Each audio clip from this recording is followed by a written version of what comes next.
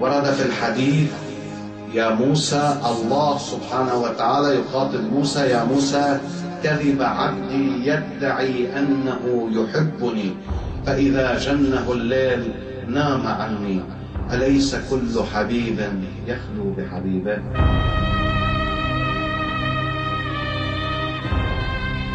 هل كانت لنا خلوة مع إمام الزمان صلوات الله وسلامه عليه ولو لدقائق تدمع العين على تلك المتكة التي ننام عليها شوقا إلى لقائه؟ نعم، سبب هذه الغربة، غربة إمام الزمان عن أفئدتنا، هي مجهولية حضرة إمام الزمان صلوات الله وسلامه عليه.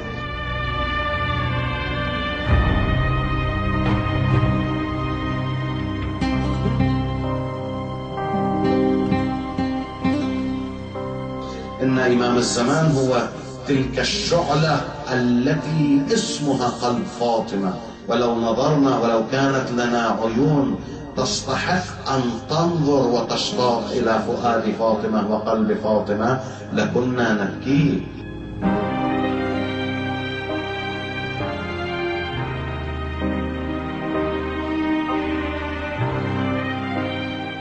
لكنا نشتاق إليه.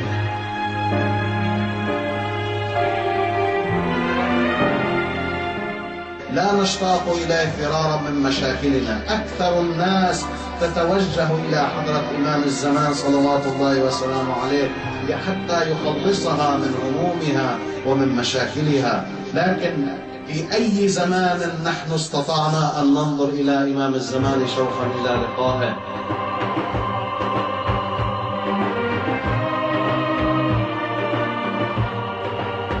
هل كانت لنا عيون كيعقوب تسيح فتبني بيتا للأحزان ويتمثل رؤية الولاية حتى يصبح من خلال القميص يشتم رائحة يوسف؟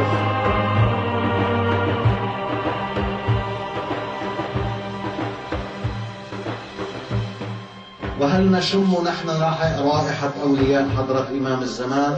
نحن أكثر الناس بعدا عن أوليائه. يا ابن طه، يا ابن ياسين،